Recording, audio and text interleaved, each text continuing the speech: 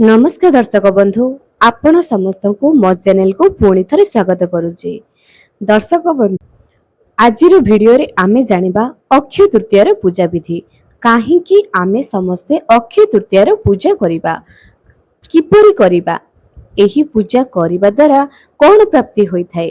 अक्षय तृतीया जहा कि अक्षय होई रहिबो एही अक्षय तृतीया पूजा करिबा द्वारा माँ लक्ष्मी पूजा करिबा द्वारा आपणक घरे धन सुख समृद्धिर केबे भी अभाव रहिबो नाही।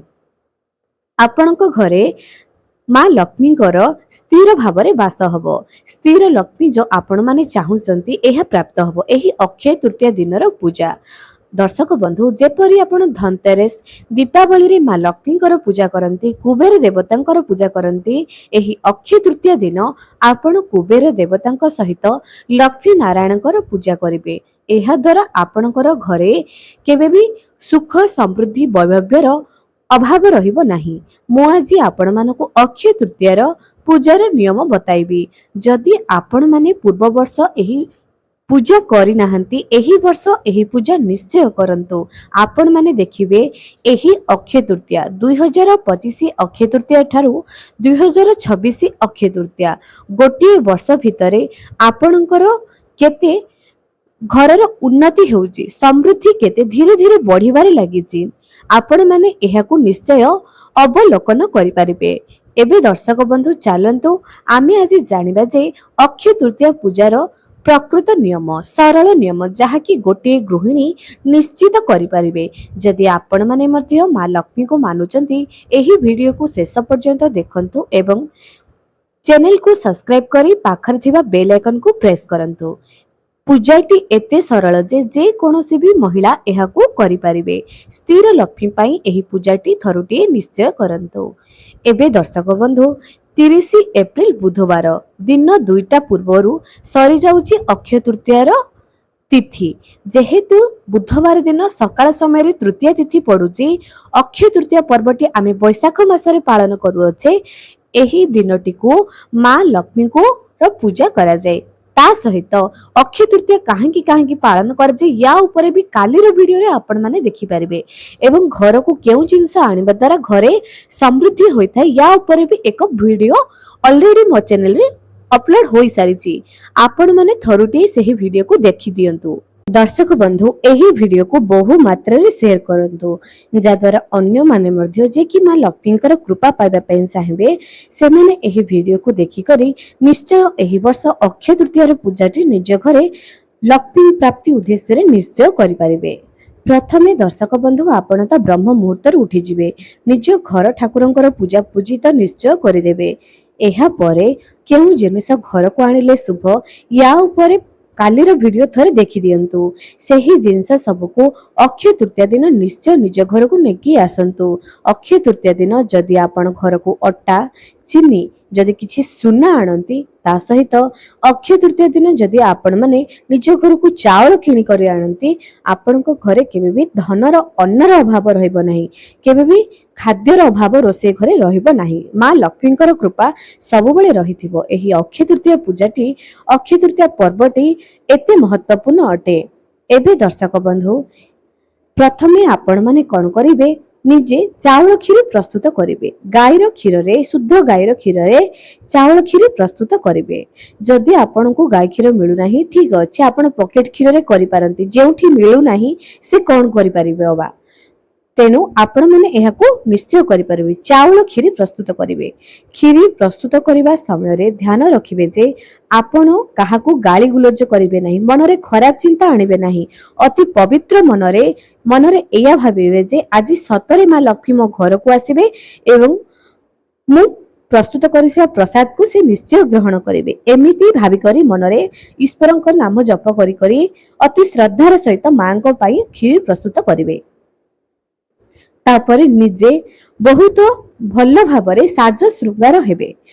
जेहेतु विवाहित महिला पादर अलता मथारे सिंदूर लाल रंगर वस्त्र पिंधिबे लाल रंगर चूड़ी पिंधिबे एवं आपण जहाँ भी अलंकार भी पिंधि पारंती। तापरे माँ लक्ष्मी को उद्देश्य रे गोटे चौकी बिछाइबे। पूर्वरु ताहाको गंगा जल रे धोई करी शुद्ध କରିଦେଇଥିବେ ସେଥିରେ ଲାଲ ରଙ୍ଗର କପଡାଟିଏ ବିଛିବେ। ଗୋଟିଏ ପୂର୍ଣ୍ଣ କୁମ୍ଭ ବି ବାଢିବେ। ପୂର୍ଣ୍ଣ କୁମ୍ଭ ବାଢିବା ଦ୍ୱାରା ଆମ ପୂଜାରେ ସଫଳତା ହୋଇଥାଏ, ଯାହାକି ଗଣେଶଙ୍କୁ ଆମେ ଆବାହନ କରିଥାଉ। ପୂର୍ଣ୍ଣ କୁମ୍ଭ ବହୁତ ଭଲ ଅଟେ। ତା ସହିତ ଆପଣମାନେ ମା ଲକ୍ଷ୍ମୀ ନାରାୟଣଙ୍କର ଏବଂ କୁବେର ଦେବତାଙ୍କର ଫଟୋଟିଏ ସେହି ଚୌକି ଉପରେ ରଖିବେ। ତାପରେ ମା ଲକ୍ଷ୍ମୀଙ୍କୁ ସ୍ନାନ କରାଇବେ, ସିନ୍ଦୁର ଚଢାଇବେ, ମା ଲକ୍ଷ୍ମୀଙ୍କୁ ବେଲପତ୍ର ଦେବେ, ଅଁଳା ଡାଳ ବି ଦେଇପାରନ୍ତି ଏବଂ ପ୍ରଭୁ ନାରାୟଣଙ୍କୁ ତୁଳସୀ ବି ଦେଇପାରନ୍ତି, ଅଁଳା ଡାଳ ବି ଦେଇପାରନ୍ତି, କୁବେର ଦେବତାଙ୍କୁ ଫୁଲ ଦେଇପାରନ୍ତି, ତୁଳସୀ ଦେଇପାରନ୍ତି। ଏମିତି କରି ଆପଣମାନେ ପୂଜାଟି ଆରମ୍ଭ କରିବେ।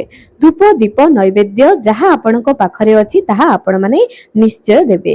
ସେଠି ହଳଦିଆ କଉଡ଼ି, ଗୋମତୀ ଚକ୍ର, କାଇଁଚ, ପଦ୍ମ ଫୁଲର ମଞ୍ଜି, ତା ସହିତ ଆପଣମାନେ କିଛି ଟଙ୍କା ରଖିବେ କଏନ ଏବଂ କିଛି ଘରେ ଥିବା ସୁନାକୁ ବି ସେଠି ରଖିବେ, ରୂପାକୁ ବି ରଖିବେ ଏବଂ କିଛି ନୋଟ ବି ରଖିବେ, କିଛି ଚାଉଳ ବି ରଖିବେ।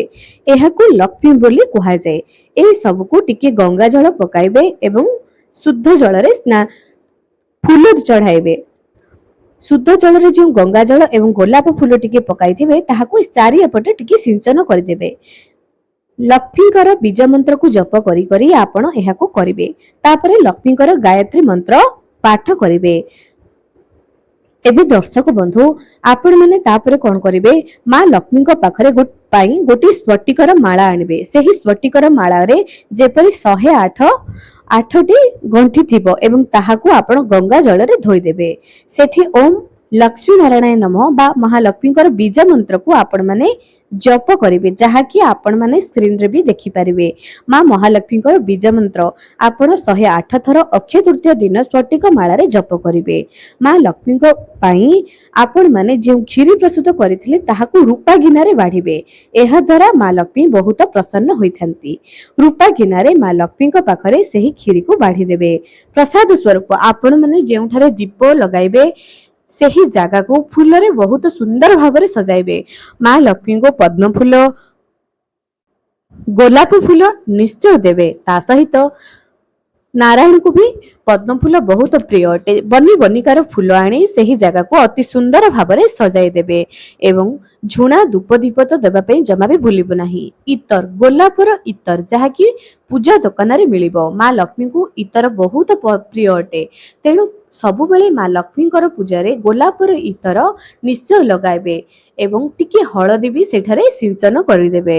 ଏହାପରେ ଯେଉଁ ଦୀପ ଲଗାଇଥିବେ ସେହି ଦୀପରେ 3ଟି ଅଳେଇଚ ନିଶ୍ଚୟ ପକାଇଦେବେ ଏବଂ ସେହି ଦୀପର ମୁଖ ଉତ୍ତର କରି ରଖିବେ। ଯେତେବେଳେ ବି ମା ଲକ୍ଷ୍ମୀଙ୍କ ପାଇଁ ଦୀପ ଦେଉଛନ୍ତି ସେଠି ଅଳେଇଚ ପକାନ୍ତୁ ଏବଂ ଉତ୍ତର କାନି ଦୀପ ଲଗାନ୍ତୁ। ଏହା ଦ୍ୱାରା ଧନ ପ୍ରାପ୍ତି ହୋଇଥାଏ।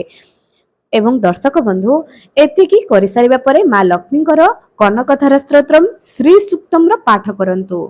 ଯଦି ଆପଣମାନଙ୍କ ପାଖରେ ସମ୍ଭବ ହେଉଛି, ନଚେତ ଯାହାକି ମହାଲକ୍ଷ୍ମୀଙ୍କର ବୀଜ ମନ୍ତ୍ର ସ୍ଫଟିକ ମାଳାରେ 108 ଥର ଜପ କରନ୍ତୁ। ଏହା ବହୁତ ଭଲ ଅଟେ।